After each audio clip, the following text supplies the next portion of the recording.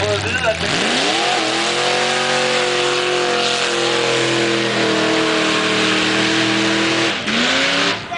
sådan, så står vi fandme op.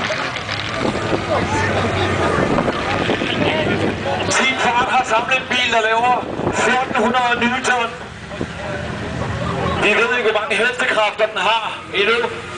Det er der ikke rigtig nogen, der har sat sig sammen og fundet ud af. Men jeg kan forestille mig, hvis man sat på et rullefelt, vil den nok bare splitte hele molevitten ad. Få det til at flyve omkring med stumper og ting og sager. Prøv op på langsiden. Prøv at mærke i jorden. Bare komme forbi. Den er simpelthen så vild, den motor der, så det